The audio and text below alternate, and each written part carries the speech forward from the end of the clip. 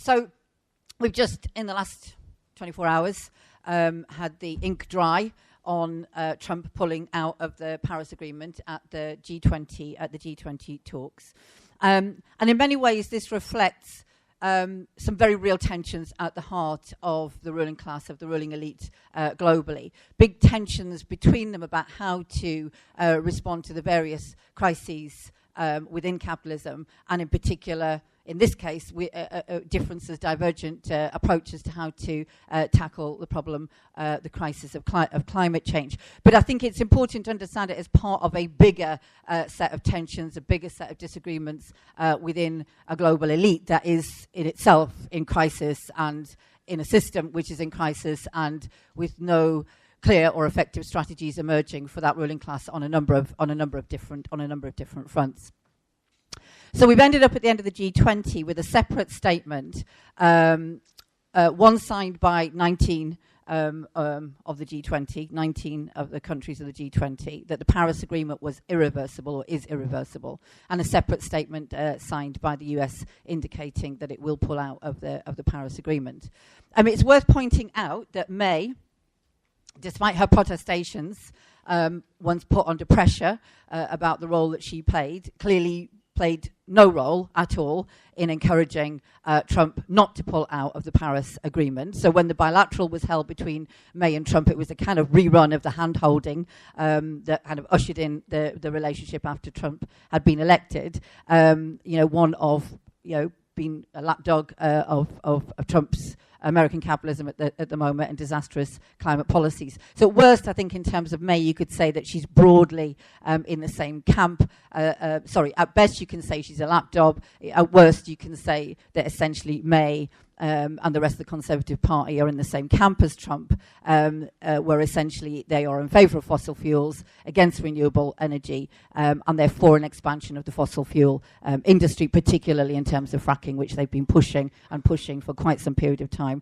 Largely ineffective, but we need to be very aware that they are potentially going to make some breakthroughs on that front. So Trump and May came out of the G20 very much propping up the fossil fuel industry. Trump and May's position does contrast with the rest of the G20. Don't misunderstand what I'm saying. Sort of, let's follow the debate through before you kind of fear that I'm suggesting that everything was okay with the G19, or G18, I should say, and it was just Trump and May that are the problem. I think it does reflect, though, a different attitude to the reality of climate change from some of the other G19 leaders or G18 leaders. Recognition from Merkel, Macron, Xi Jinping, etc., of the threat of climate change, the threat that it does pose, and the need to tackle climate change. But also, importantly, I think it reflects different attitudes to globalization and its importance for capitalism, as well as, I think, what we are starting to see is that some sections of the ruling class clearly believe in the possibility, in the ability of capitalism to successfully restructure away from fossil fuels and into renewable energy, and they are some of the fault lines that we're starting to see, or some of the differences that we're starting to see at the moment. I think the recent announcement from Volvo, the Swedish multinational car company, that it will be by 20, whatever the date was, predominantly producing electric cars, a little bit more devil in the detail than this suggests, but it kind of indicates one section of the ruling class and what it believes is a possible strategy for global capitalism going forward, and their own particular interests within that.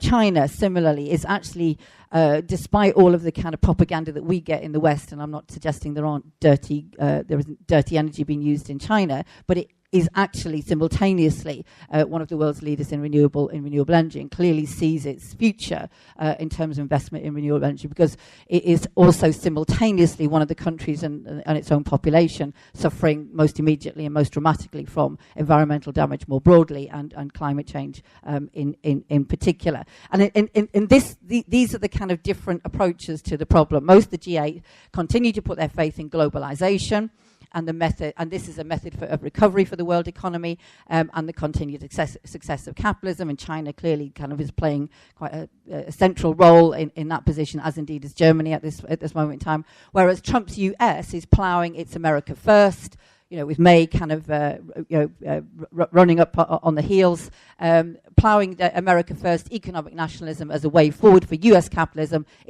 and its allies versus the rest of the world, which is essentially the position that Trump seems to be rapidly establishing, and in which a big part for America First, for the economic nationalism of Trump's answer to the crisis of capitalism, a big part is played by the infrastructure of fossil fuels, by US oil, and the huge expansion and development of US fracking, fracking of gas, and now increasingly fracking of oil, which has seen, the fracked oil industry in the US has seen its stocks and shares go through the roof, as well as other extreme energy. There's no belief within Trump's administration of the possibility of restructuring away from fossil fuels and into renewable energy as a way forward for contemporary 21st capitalism. It is very much around the infrastructure of fossil fuels. And all this is absolutely central to the kind of vision of the Steve Bannon's, and indeed it has been, I would suggest, not simply for Trump, but actually for the majority of the Republican Party, if not all of the Republican Party. Every single presidential candidate within the Republican Party was united in its climate skepticism, which essentially is another way of saying their support for the fossil fuel industry and their rejection of any kind of meaningful action on climate change. But it is turbocharged under Trump and Bannon, because I would say it also represents the repositioning of US capitalism away from globalization, and therefore there's an added emphasis on the new threats, China, and the need for energy security, and a lot of those kind of streams of ideas come together in this kind of strong climate skepticism, this unwillingness, refusal to take action on climate change. There's a number of strands in terms of US capitalism under Trump that come together to underpin this disastrous approach to climate change and climate policy.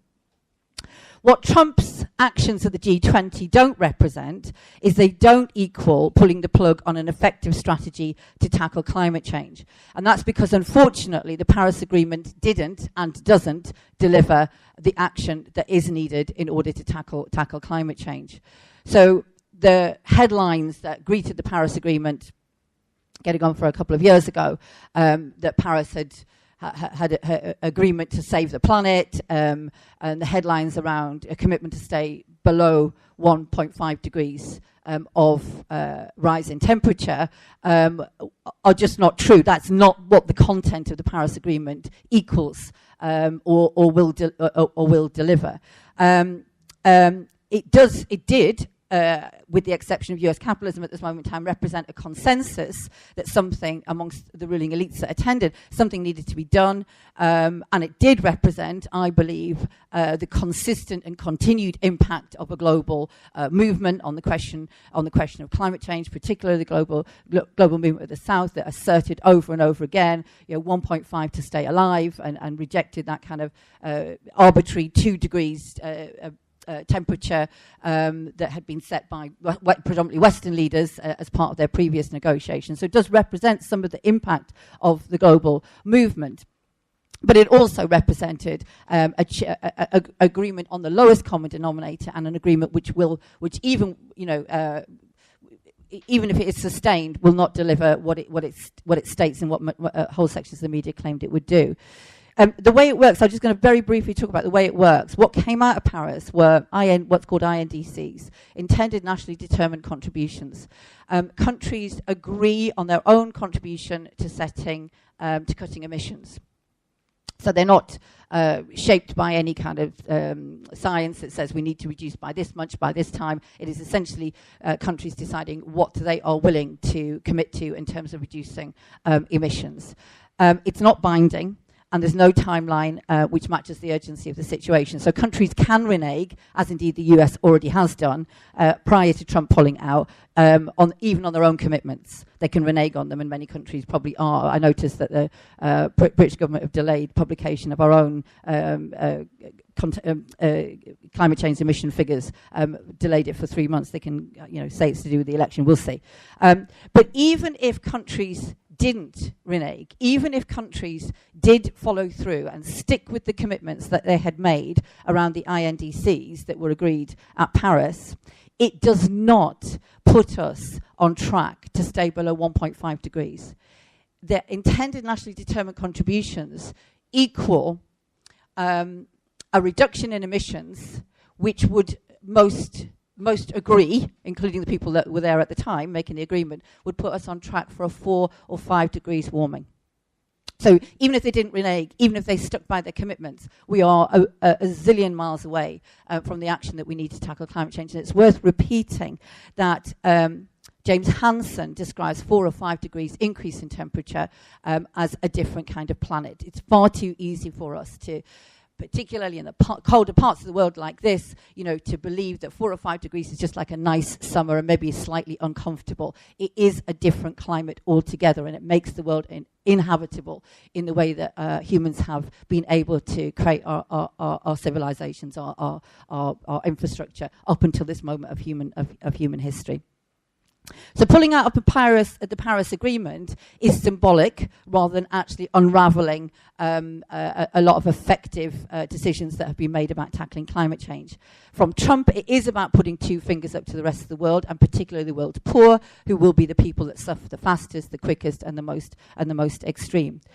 But I think it's also, so it's symbolic rather than, you know, in terms of substance. But I also think it's very important in terms of understanding and what it reveals about climate change and what's been termed the populist right and potentially the right more broadly, and about what situation we are in as people who are committed to fighting climate change, and where the balance of forces really lies in terms of understanding Trump and why Trump pulled out of Paris.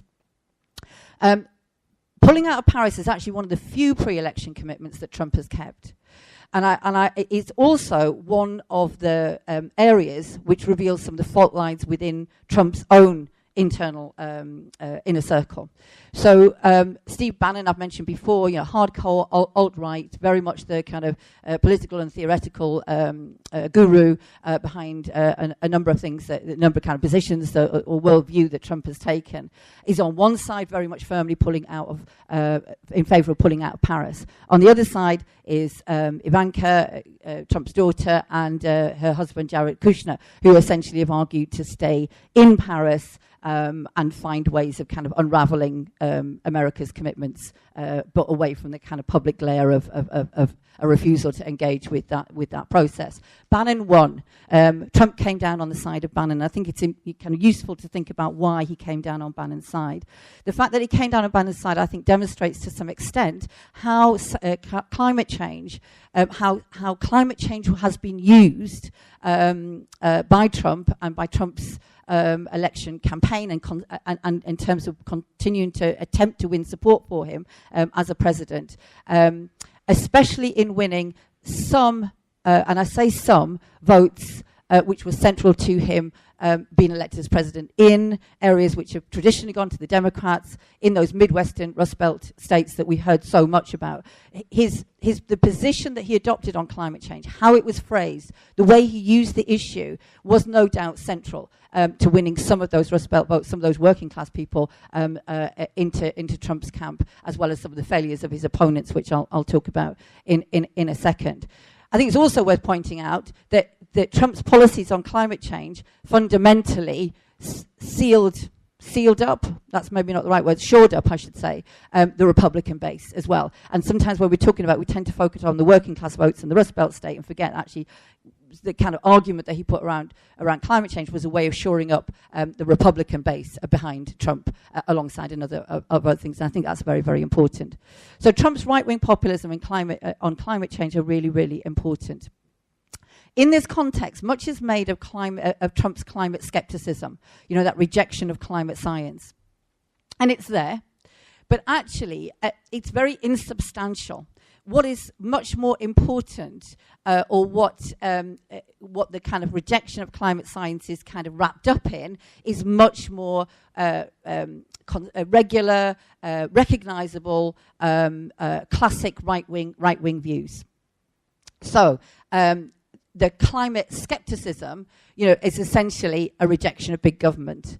The climate skepticism is an embracing of protectionism against globalization. The climate skepticism is against state regulation, is against intervention in the free market. The climate skepticism is about racism, xenophobia, and nationalism. So you have all these kind of classic right-wing views, kind of all neatly sort of using climate skepticism as a way of kind of reimagining them, giving them legs, giving them more substance, making them relevant to the various communities that I've spoken about.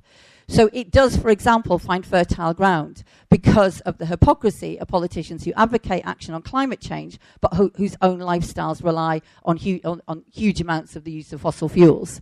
So if I recommend it, but it's, not difficult. The alt-right websites and all of this, loads and loads of stuff about people like Al Gore, talking about climate change, but having a lifestyle which is essentially dripping with the use of fossil fuels, a private jet, selling his media station to Al Jazeera, bought with money from Qatari oil, having huge air conditioning bills, all of these kind of things. So it just they've played on the hypocrisy to reinforce the skepticism. If these people can live like this, why would we trust them on the question of climate change? Why would we trust what they're saying? It files fertile ground because the hypocrisy of politicians. It files fertile ground because when jobs that were reliant on fossil fuels are no longer there, the coal industry, etc., and they appear to have gone overseas to countries which advocate action on climate change, it is possible for Trump to present himself and make sense of a ridiculous statement, or a ridiculous statement like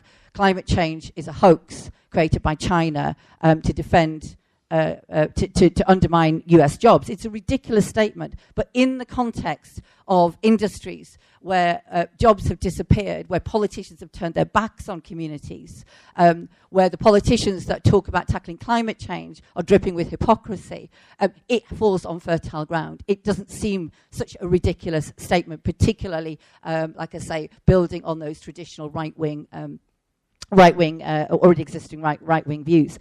And it files fertile ground because of the mistrust of politicians using public money, which never seems to benefit ordinary people. So you have that easy right-wing populism, green crap, as Osborne and Cameron called it here.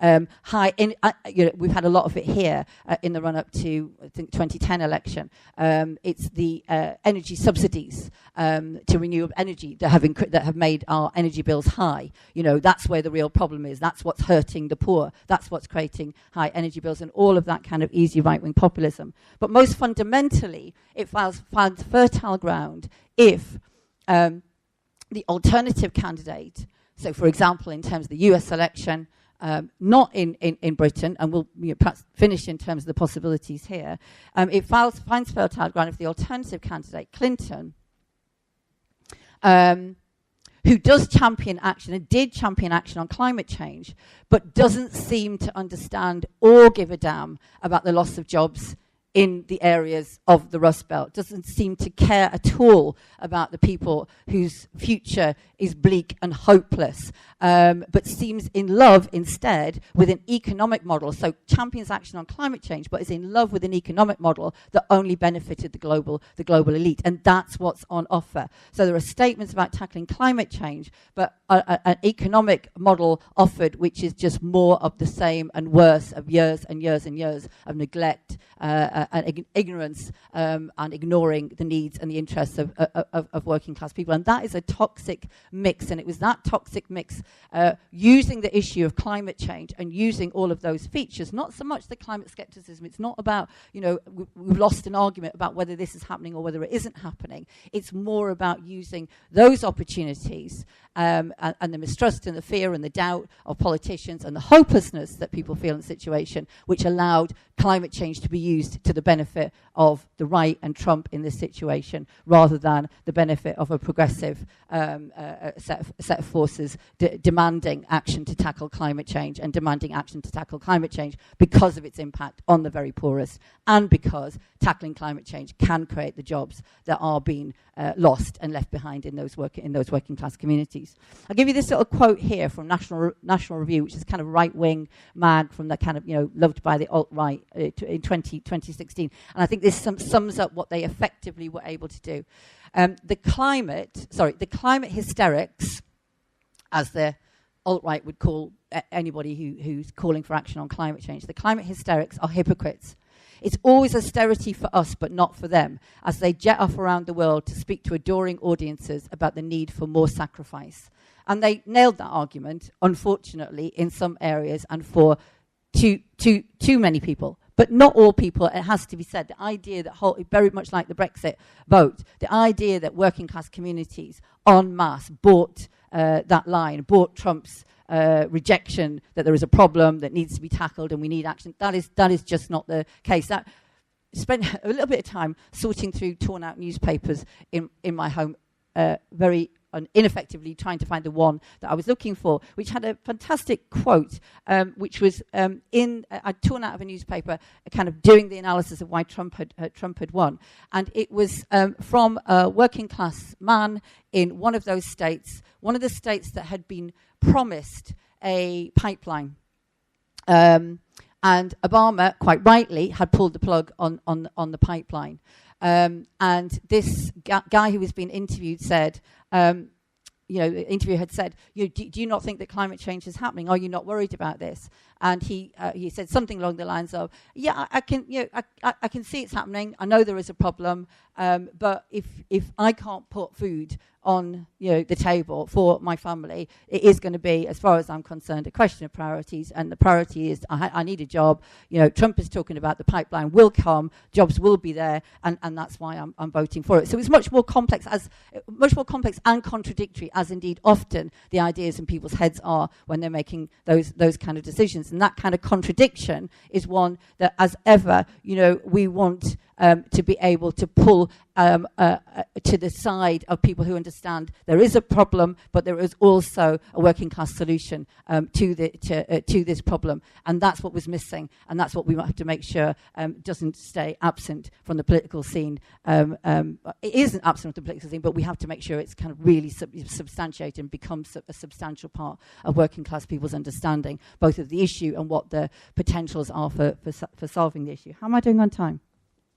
Okay, cool. That's rather good for me. Okay, so I want to conclude in this way. So we're talking about building a movement against climate change. There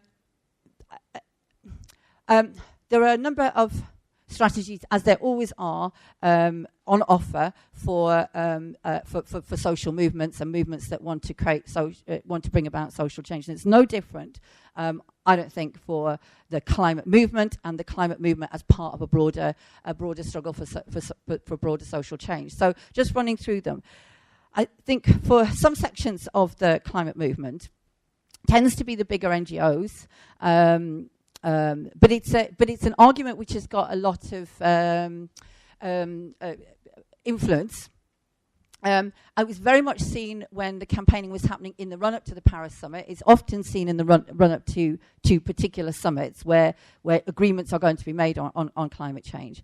It's a strategy which essentially argues to build progressive alliances with what are seen as progressive big business, Volvo, or renewable energy companies, or with progressive governments, Merkel's government versus May's government, etc. And a number of the NGOs running up to the demonstrations around the Paris summit, clearly their strategy is that. It's about mass mobilizations that get good media coverage, not negative media coverage, and the politicians on that wing can use that in the conference debating areas in the meetings to bolster their hand. But essentially it ends up with a strategy which is essentially about business as usual in terms of the system and the nature of the system of prioritizing profit over the interests of people and need, but kind of like business as usual with renewable energy, if you like. And because that's the approach, there's a constant and regular ineffective outcome, because if you accept business as usual, then you are constantly willing to compromise in order to hold all the parties together and essentially end up with some kind of model which looks pretty much like it did going into the thing, but with some slight tweaks, in this case renewable energy rather than fossil fuels. And it's not as simple as that. You have to challenge in order to remove those vested interests within the system. And that's why, just quickly back to the G20, I would say at the G20, Merkel made it clear, we're not papering over the cracks, and that was it's an important statement. But equally, they did accept an amendment to the communiqué by the US, which is just a absolutely crap, rubbish amendment, which essentially allows countries to pursue clean fossil fuels. And by accepting that communiqué, while it's unraveling some of what Paris did, it's a kind of a green light for countries like the US just to pursue their own strategy and kind of pretty much ignore any kind of meaningful agreement to reduce emissions. There are other sections of the climate movement. In many ways, in lots of ways, they're much more radical approach to things, and kind of have prioritised, and particularly coming out of Paris, have prioritised direct action. Direct action in terms of physically stopping and preventing the infrastructure and the expansion of fossil fuels. So whether that's camps to stop the extraction of coal, or the camps to stop the beginnings of fracking rigs and all of those kind of things. Now, this is all absolutely crucially important. They're things to be supported. They're things that we have to be part of and build so they're as successful as possible. As a broader strategy, I think there are some questions about it as a strategy of tackling climate change. One of the things I just want to pull out is the way that it abstracts from capitalism, the fossil fuel industry, and focuses primarily and solely on the fossil fuel industry without kind of locating it as part of the system, the broader system. Not saying people don't have anti-capitalist views, they do, but in terms of a strategy, it's extracted from capitalism. Therefore, the focus on the fossil fuel industry rather than the broader system that is at the heart of the dynamic of prioritising profit, and hence is at the heart of creating the environmental crisis that we are in at this moment in time. And what it can lead to is a rejection of being part of a broader progressive movement, is a rejection sometimes of understanding the social forces which you need to ally with in those circumstances if you're going to take on the broader system, rather than simply aim to stop a particular rig from being built, or a particular fracking from taking place, or a particular coal industry from working for coal plant for working for 2 or 3 days, or whatever. At worst, and there is a wing within that movement, at worst it can end up with the workers in those industries being seen as the problem, and the lifestyles of working class people being seen as the problem, rather than the working class being seen as the potential solution to a system that has behaves in that way, and working class action and revolution being able to change the nature of the system and create a more equal, fair and sustainable world. So I want to finish up on these couple of things. I think that I would like to argue we do need to build a movement on climate change, and one that doesn't simply abstract fossil fuel industry from the wider problems of capitalism at the heart of the problem, sees building a movement on climate change as part of building a broader anti-capitalist working class movement that can take on the system. And I think that's very important, and I think various groups have kind of played a role in doing that. I think it needs to be strengthened. I think it needs to be really taken very, very seriously. It needs to be that every social movement on the street has a strand which shows the problem, the crisis of the climate at the heart of the broader system. But I would also want to finish by saying this. But I also think the existing left, so not the climate movement, the existing left, and a left which has got so many possibilities at the moment, must fight to establish climate change as a central part of the struggle of the working class, and not as a bolt-on extra or as a kind of like a useful piece of propaganda for certain particular audiences. It's absolutely central that we do that. If we don't do that, we end up in the situation that we saw in the US, where Trump and also some of the US union leaders accept a false narrative. Trump was supported by some of the US union leaders in that false narrative. It's jobs versus the environment. And that means that for some on the left, some of the US union leaders, for example, it ended up dismissing climate change, either entirely or minimizing its importance and its significance and its consequences is not real or not relevant to the struggle of working class people, and ending up kind of pushing a position like that bloke that I described earlier, which that's understandable in terms of an individual. It's not understandable or acceptable in terms of a leadership of a working class movement to take that position, lowest common denominator, and coming down on the side of the right in a false position opposing the environment to jobs, particularly where working class people will lose out on both fronts, actually. That's the reality of it. We have the same issues here around Heathrow and Hinkley Point, where some sections of the union movement, some sections of the union leadership, accept this argument, jobs versus the environment. And we had, I'm stressing this because I think it's a moment where we have to win this argument. It's a moment where we have to take this argument on within the left, within the wider trade union movement. I'm not saying it's there's huge resistance to it. I think we just have to recognise that as part of our work at this moment in time. I'll give you a quick example.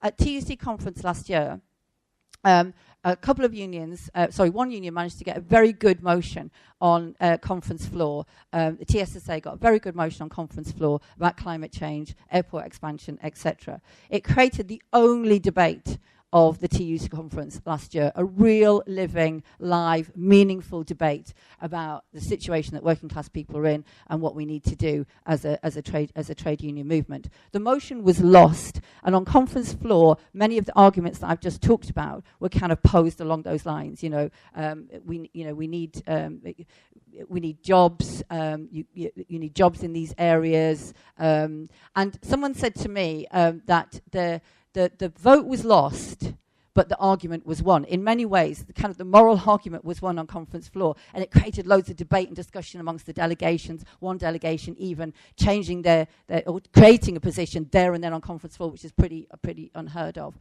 But imagine the situation if there had been more work done at the base of the trade union movement up to that point. Imagine if every single person who is in a trade union in this room had made it their business to see if they could get a motion through their branch to take on the many debates and arguments that are going to come out.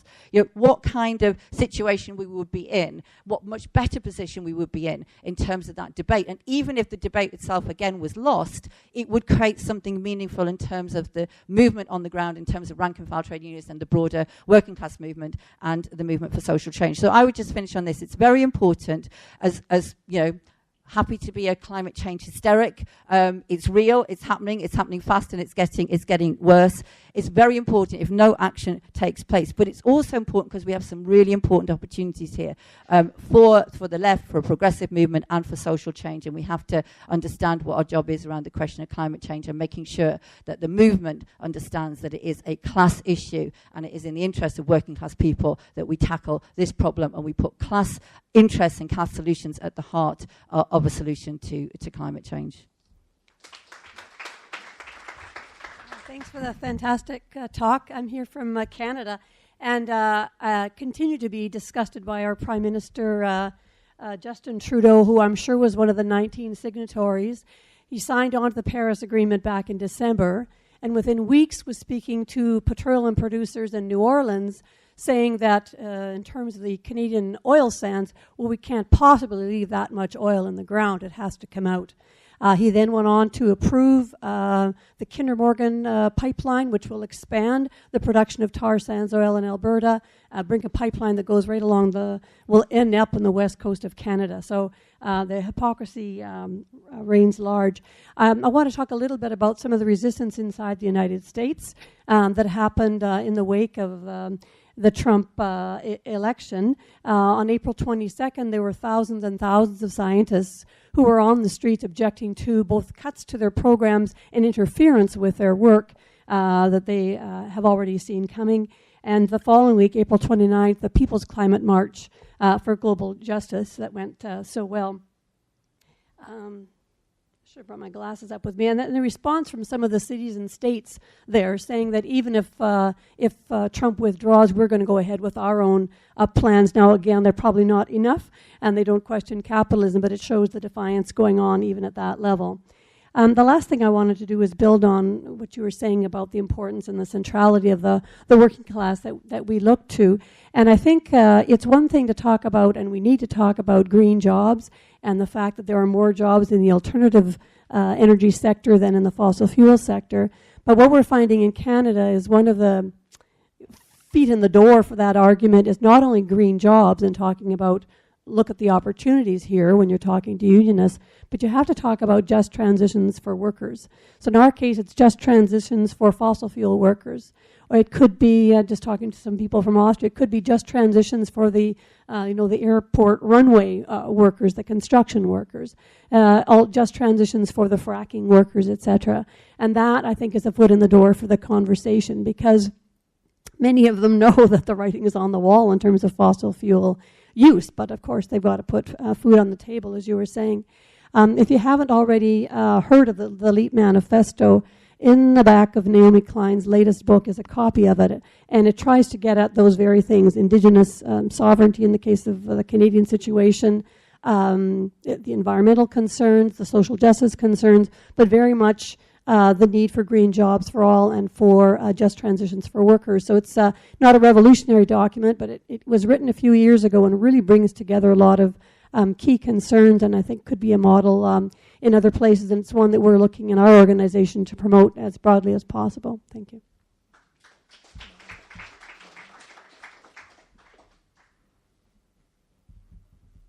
I just want to bring up a couple of points that Suzanne talked about in terms of guessing the issue of climate change and of the saving the planet into the working class, really, because I think she's absolutely right that we have to do it in our unions if we're in unions. And obviously sometimes campaigns affect communities just because they're in their communities. So like somebody talked at an earlier meeting about, it might not be directly the fracking, it might be the fact that thousands of lorries are going to be started to pour through your village, and that will make a difference, and you can actually talk about how it affects ordinary people's lives.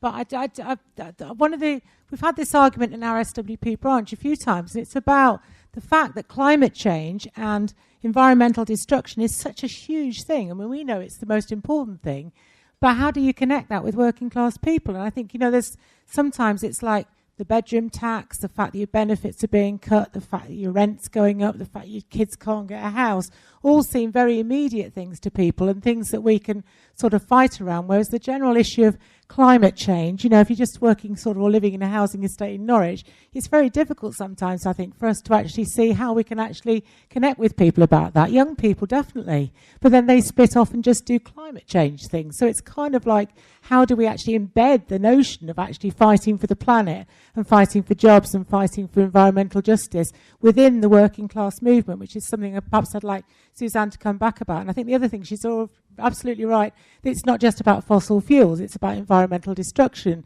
And that doesn't matter where you live. I mean, I live in rural Norfolk.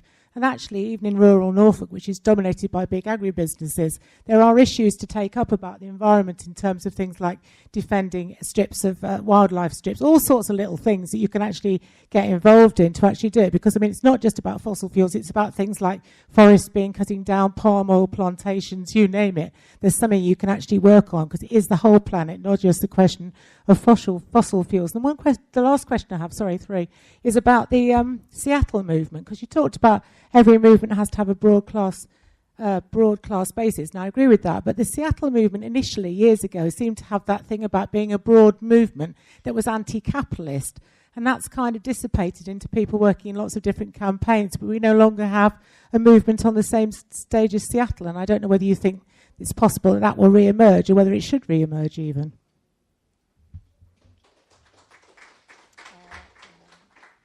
And just so you know, I'll tap on the desk when you've got a minute left.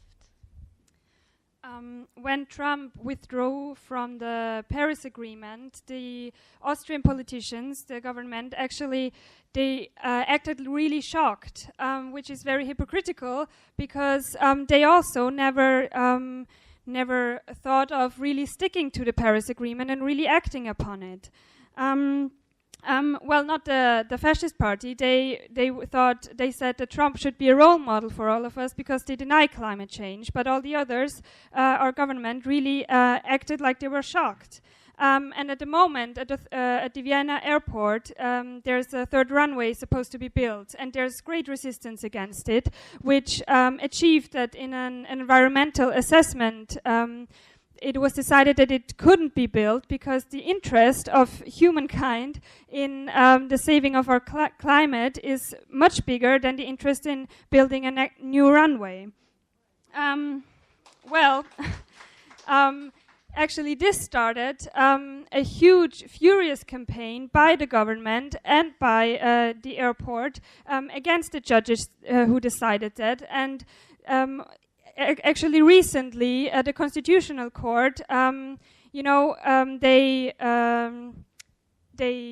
said that they decided that the runway should be built, or at least it shouldn't be forbidden, because apparently in the environmental assessment there had been some mistakes. For example, that they did not only count the emissions that would be produced by landing and takeoff, but also the cruise emissions, which is ridiculous, because the logic is that when a plane has crossed national borders, the emissions, we don't care about them anymore. So I think this example really shows that we cannot rely on governments to really implement the things that we have said in the Paris Agreement, and we also cannot rely on the judiciary. And it also shows that these people, the government and the airport, they don't act like this because they're ignorant. They know all the scientific facts. They act like this because it's because of their class interests. So the thing that we have to do build a workers' movement, build a movement from below that really will take action against climate change.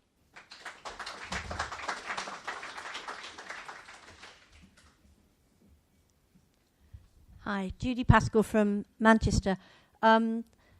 First of all, yes, I would underline this point that the last speaker made about not relying on any form of authorities, just to remind you that the fracking which is about to take place in Lancashire, if we don't stop it, is against the explicit democratic will of people in Lancashire whose council, the Lancashire County Council, voted not to allow fracking in Lancashire, and that was then overturned by somebody which was effectively the government, and Sajid Javid was very pleased to say, yes, it can go ahead after all. So they will just roll straight over local democracy if they feel like it, in contrast, by the way, with what they do with about local communities who may want wind farms, or farmers who may want to put a wind turbine up.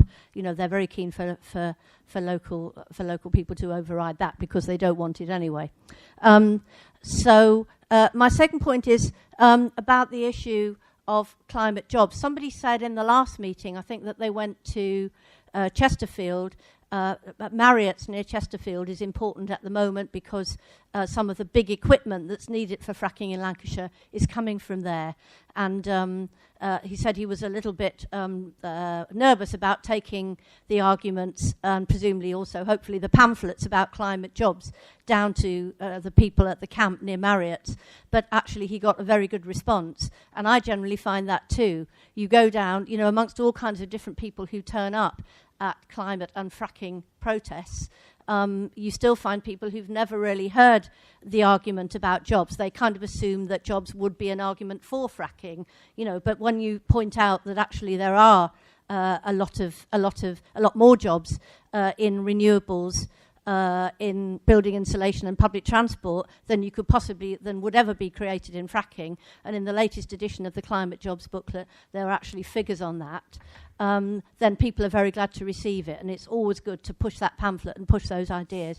My third point is what it's actually like being on the front line for example, at the moment in Preston New Road near Blackpool, where fracking is almost, is going to start very soon if we don't stop it. It can be challenging because people do have different ideas. The people who are there camping, and in terms of how the time they spend there, are the most dedicated, often do believe in direct action as the greatest and almost the only way you're going to stop it.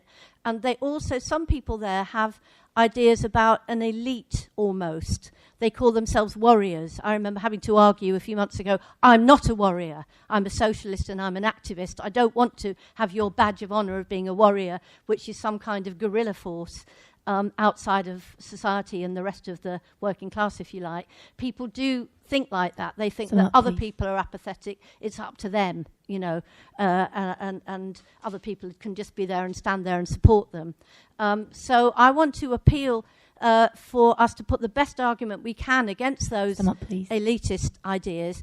And they're only held by some people. You know, some people don't even agree with that, who are in the camps and so on. But it is around.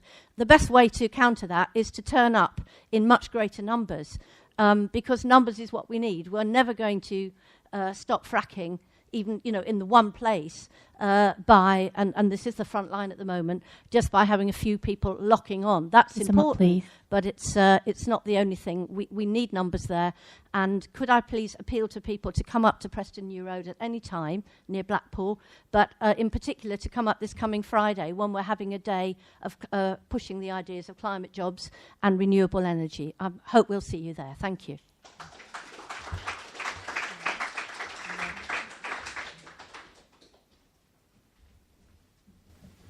Yeah, Suzanne said in a talk that there are big opportunities for us to build a movement, and that's absolutely right.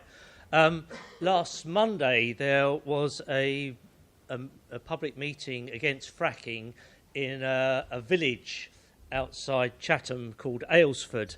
40-odd people, and it wasn't organised by the Green Party. It was actually organised by the Labour Party, and they had Barry Gardner, the Shadow Minister for Energy and Climate Change. They had fracking activists from Lancashire, from Balcombe and from Surrey, and it was a very, very good meeting. And I think the important thing is this was organised, it wasn't even young activists actually, it was quite old activists who actually organised it. But the thing is, there is no, you know, there has been a big shift since the election in the, you know, new people have come in, the Momentum organisation is sort of up, they're campaigning against the closure of Sure Start centres, but also there's a question about climate change, there's a you know, everything is there. People are very open to these sorts of arguments and want to get involved, and I think, you know, there's a door that is on the jar which we just need to push a little bit and we can really start to build.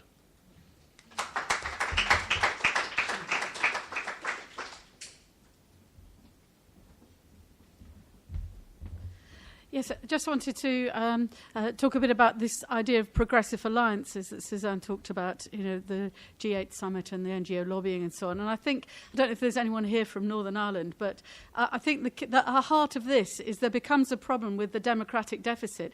In Northern Ireland, people are probably aware about the renewable heat incentive that has completely... what happened was that they effectively, to get UK carbon emissions down, people were funded to burn fossil fuels, and the incentive was so great that actually buildings are being on all the time. There's a huge amount of money made, and what's really interesting is it's a complete failure of that model to deliver anything in terms of an answer. But also what's also exciting about it is that it's Arlene Foster, I think, is in so much trouble now that there is a campaign around this is what happens if you let the idiots in charge make decisions on climate change. That's the heart of a lot of the left campaigning, because obviously, you know, everyone wants carbon emissions reduced. It's just if you leave it to these idiots, this is what happens. And I think for us now, the Grenfell tragedy sums up an awful lot of that going on now for us as well. If you look at building, what they were trying to do, I think, when, you know, the people went out and said, yeah, we can make a killing by selling this cladding because it should reduce heating bills without them having to repair windows. It's more expensive to get windows in than put some cladding on with a bit of incentive inside. Never mind, it makes a Roman candle out of the building, but that's what seems to have gone on. Very little in the way of testing in terms of the plastics that are being used. And I think for working class people, this is symptomatic of them dressing themselves up in the clothes of, you know, doing something about climate change, but killing us in the process as well. And I think the environmental cost of the market is part and parcel of what's happening to us in our daily lives. Now, I work in an FE college, and there's a construction department there. And I think one of the key things that I need to be doing, actually it's the ESOL students who started it, but we need to be doing much more work around Grenfell, collections for it, and highlighting the arguments about the democratic deficit in fighting for things that will improve the environment. Climate change is not just, you know, it's actually about our lives and how we live that will be transformed by taking care of it.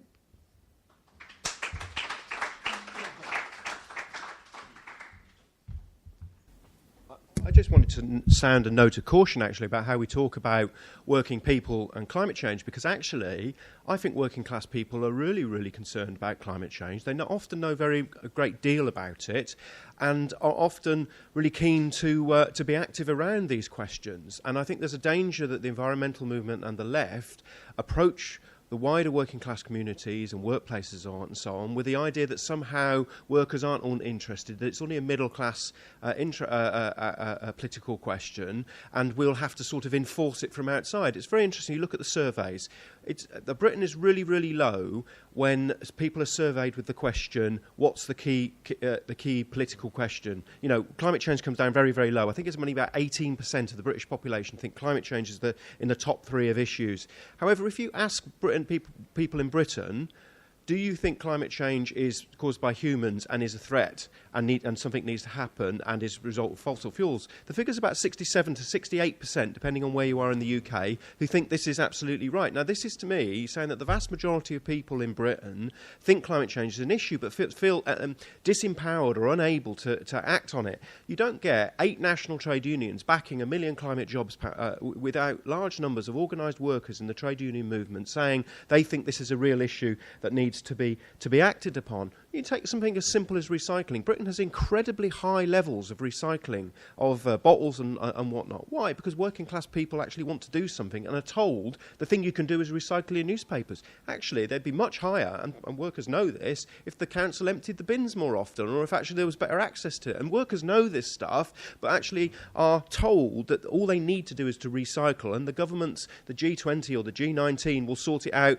through something that was agreed in Paris a couple of years ago, which the detail is really, really, really confusing about it. I think that what we have to do as the left is to find a way of articulating the seriousness of climate change alongside the fact that the solutions are both real, possible, and actually offer real benefits to working class people's lives. Better public transport, better insulated homes, you know, cheaper electric, all this sort of stuff, plus more jobs. We can do that in lots of innovative ways. I also think, though, we have to recognise that the environmental movement doesn't always get it right on this question. And I think it's a real shame that the next day of action, which is aimed at bringing trade unionists to Preston New Road to protest at fracking, is on a Friday.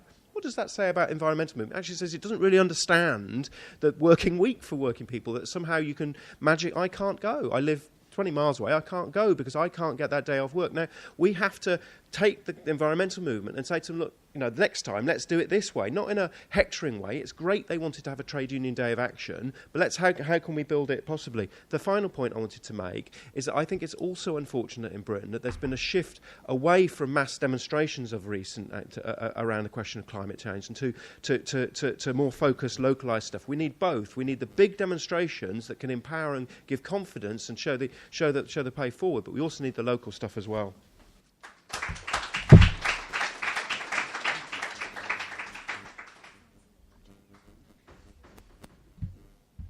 Yeah, a couple of points really. One is I did actually raise climate change in my union in NUT, and it came top of, we had this sort of vote thing, it came top, and that shows really that people are concerned and do want the unions to take it up. The second thing is, though, I've recently moved to Wales, and in the local area there was a solar farm, and of course it caused all sorts of problems because people didn't want the solar farm in the local area. But when you had the argument about climate change, they accept the argument about climate change. I think the last speaker was absolutely right. Yeah, people know about climate change, but they don't. What I think came down to it, they didn't think this particular solar farm could actually make any difference. And I think the problem then, very quickly, you quickly have to go to what are the solutions, what can you do, and it comes to planning, because actually individual actions themselves are not going to stop climate change. And I think it comes back to the earlier point about how can you link back to people who are concerned about climate. And I think you have to then start to talk about very quickly, you start talking about socialist planning. You start talking about the fact that we need, first of all, planning, and secondly, planning for who, by whom. And that is a very important argument, which I suddenly found myself in the middle of in a rural community in Wales. I'm thinking, I'm suddenly arguing for socialist very quickly went from, yes, I think we should have a solar farm for all sorts of reasons in terms of renewable energy. But actually, yes, I also accept that on its own, it's not going to stop climate change, but we do need to have a better planning system. And I think that's the other thing. I think it's that by having that argument, by quickly going to that argument, you start to bridge the gap between the impossibility of the big picture, how the hell do we stop climate change, and the individual and the actions that we can take and what we can do about it. That was my experience anyway, and I don't think I've won anybody's argument particularly. And the solar farm is now there, but it's an important thing I think we need to say.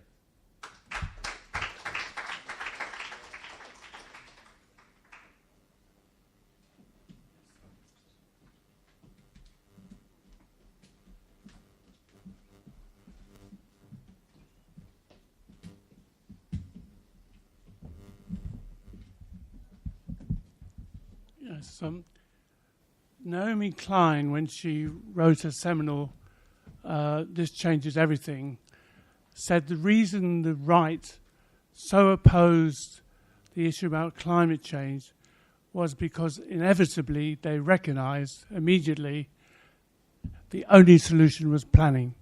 And planning for the neoliberals and the marketeers is anathemas. So that's why Trump and co.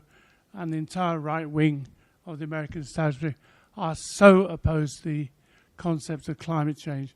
It fundamentally strikes at the heart of their project. Two other points. One is we actually have to get a large amount of money, and I think we've got to look at the organised working class and the trade union movement for that money. And we've also got to look at the structure of the unions themselves.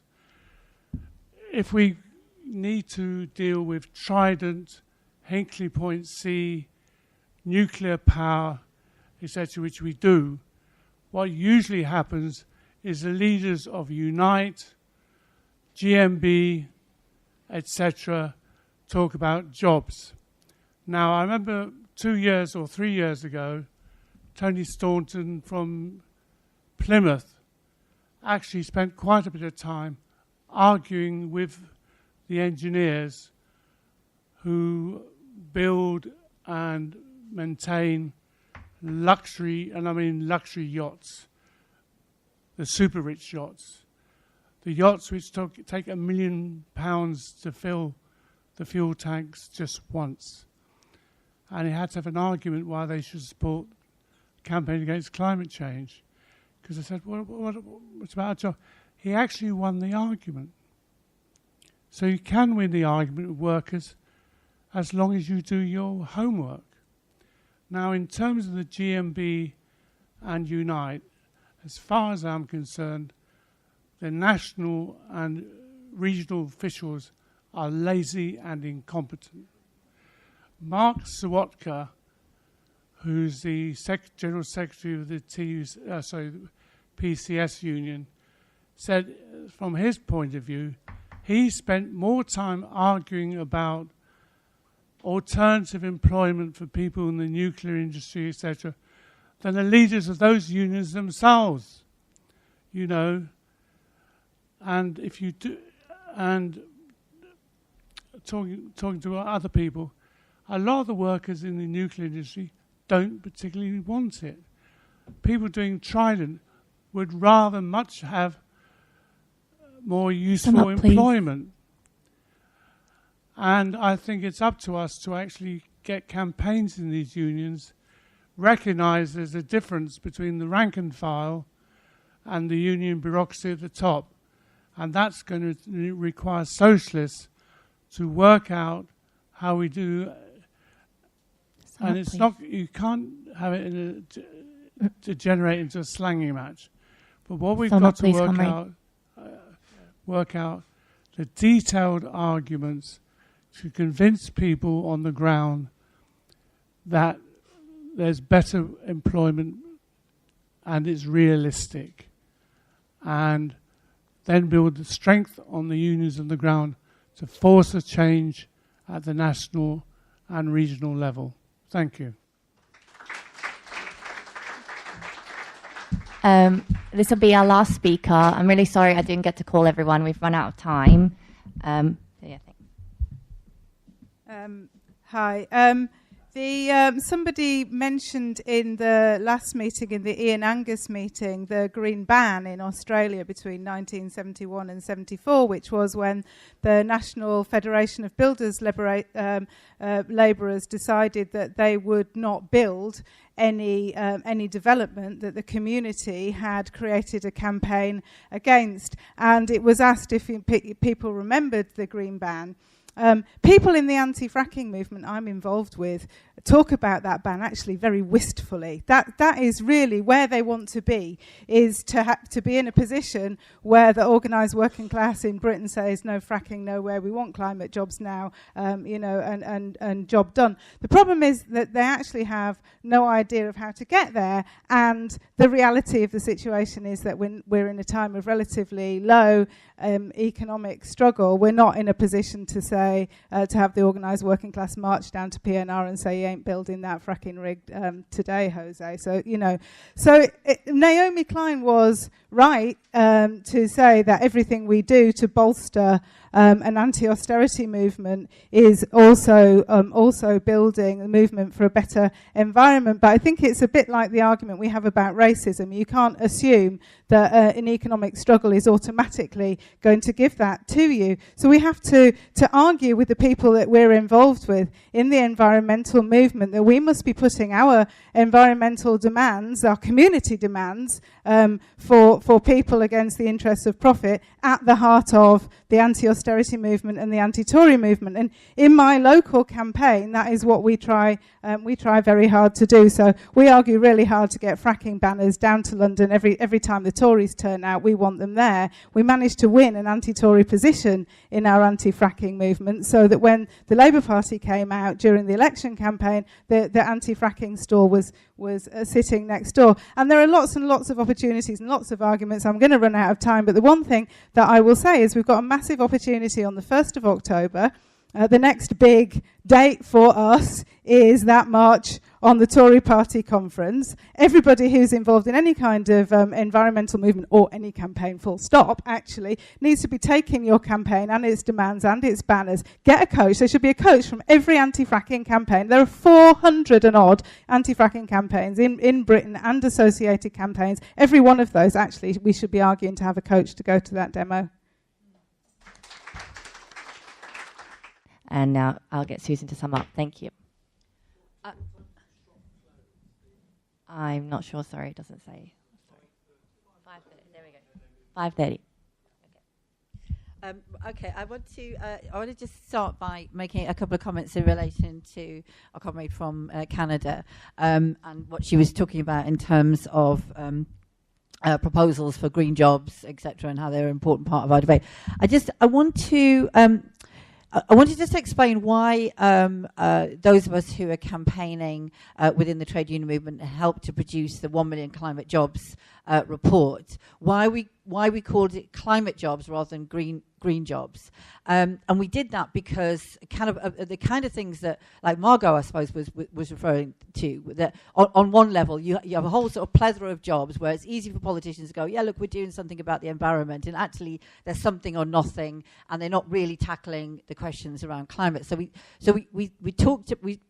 were explicit and said climate jobs. These are jobs in which the work is about reducing emissions. So it's about an infrastructure which allows us to reduce emissions. That's about transitioning our energy. That's about a public transport system that allows people to travel around without, lots of people having to use lots of petrol in lots of individual cars. It's about homes that are properly insulated and we can conserve energy and all of those kind of things. So climate jobs, as opposed to green jobs. It's not to fetishize it. I mean, it's not like stopping. You talk about green jobs. Don't dare talk about green jobs. You've got to, it's just to kind of give some context, which I think is important. I think the second thing is, just in terms of just transition. Yeah, of course we want just transition. And for those people who aren't familiar with what the phrase means, it is essentially arguing, it's a position that the trade union movement have put absolutely 100% correct, to say that anybody who is currently working in one of those industries that do contribute to climate change in the coal industry or whatever, those jobs have to be protected, not in those industries, but the jobs themselves have to be protected as we close down those industries in order to create the industries that are able to operate without contributing to our climate change. So just transition is absolutely central. The only problem I think with just transition is it hasn't got much legs in terms of a movement from below. If you see what I mean, it has quite rightly been outlined by the leadership within the trade union movement, and it's the right position to take. But it can be like a lot of those policies where at the rank and file of the movement, perhaps people don't have a huge amount of faith in whether that could be delivered, whether it will be delivered, or whether it's just words. And I think, therefore, there's a couple of other things we have to say. When you hear union officials speak at the top of the union movement about the protecting jobs, they will often talk about they'll critique the renewable industry, and rightly they do, and they will say things like, these are crap jobs. Somebody mentioned the solar panels. Solar panels, large numbers of them are produced in China. They're produced in factories in which there's terrible conditions, terrible working conditions, where there's terrible environmental damage in the production of the solar panels themselves. There's all kinds of, and they will say they're low paid, and union officials will say they're not good jobs. These jobs that are being presented to us as jobs that can replace jobs in heavy industry contributing to they're not good jobs. How can we stand up and lose good jobs for members to be replaced with rubbish jobs? But I would want to add this, and this is why I think it needs to be part of our argument. These good jobs that the union officials talk about, they weren't given to us as good jobs. Working in the coal industry, it wasn't, the coal industry didn't, the coal employers didn't give good jobs. Early 20th century, you see death after death after death, and you still do. In the coal industry, you see low pay, you see deregulation. What has created them as good jobs is not the industry itself, it's certainly not the employers, it's union organisation. It's good and effective union organisation. So I think our set of ingredients is, yes, we want climate jobs because we want to reduce emissions and we want to stop working in industries which are damaging the climate, plus good union organisation, effective union organisation, and plus one more thing, which was mentioned earlier, planning. Because the renewable industry is going to create kind of a restructuring of the current setup, but with renewable energy. Poor jobs, poor pay, mass production, which maybe isn't right for the local community. Damaging the local environment. All of those kind of stuff. It is planning that will allow us to tackle the problem and do it in a way in which the interests of ordinary people are protected, not like the fiasco in Northern Ireland that Margot presents. So yes, just transition, but I think we have to kind of break it down a little bit. I don't think the phrase does justice to what we're actually arguing for. We're actually climate jobs, good union organisation, and planning. In our booklet, the 1 Million Climate Jobs, we talk about the National Climate Service, and that's kind of getting somewhere to the kind of vision of delivering in that way. Two more things very quickly. Taking it up in the union movement. You see, I don't think that it's too big, and I mean it is big. I'm not. No, it's not a very big problem. It's a little. I don't think that the problem is that it's too big or that it's too abstract. And I don't think, as Martin has said earlier, that it's because people don't care about it. And they do. I mean, in many cases, it becomes very less abstract when flooding takes place, when our food prices go up, which they, when there's no lettuces in the shops because of the ongoing impact of drought in Spain. It's very easy, actually. It's becoming increasingly concrete for us in our everyday lives. And there's lots of things that we take up that are big in the union movement. We take up the question of war. We take up the question of nuclear weapons. We take up the question of racism. I think the issue is it's political. And we take things up, actually, in which there aren't always immediate answers. You know, you can't always call for an immediate set of resolutions, except we have got some pretty useful. I think it's because it's political. But that's something we're used to. So I think the approach is, it's not a problem to take it up for all of the reasons. It's absolutely central to take it up. The hurdle is recognising you're taking a political motion into the union movement, as indeed we would on a whole number of other issues, and that's incredibly important. Final point is about the kind of movement that we want to help build. I do very much agree with someone was saying about Friday at Preston Road and getting down. It's great that initiative was taken. So it's climate jobs, renewable energy, opposed to fracking. It is a problem that it's on Friday for the reasons that Martin has said.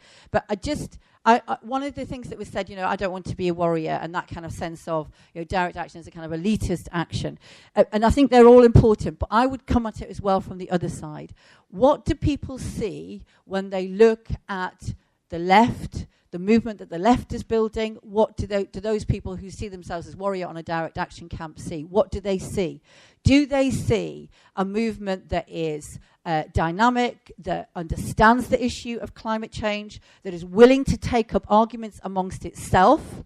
Or do they see, the press release that says the unions support a third runway at Heathrow, they support the jobs at Hinkley Point, and it doesn't appear that there's any kind of debate, any kind of argument within the trade union movement? People have to look at the left and the progressive movement, and they have to see something that begins to give them confidence on these issues. If there is arguments, those arguments have to be open, they have to be honest, they have to be heard, and there are arguments for the reasons that people have said, and they have to see, hopefully, a movement which does have a strategy and in which working people are clearly part of the solution and not part of the problem, which is what we believe in this movement, this room, and is what we believe is part of our tradition. So I think the stakes, as ever, are ridiculously high, but there are some real opportunities for building that kind of movement at this moment in time. And there are many first steps to doing it, and certainly would agree with Kim in terms of the 1st of October, a fantastic opportunity to start to take that movement onto the streets.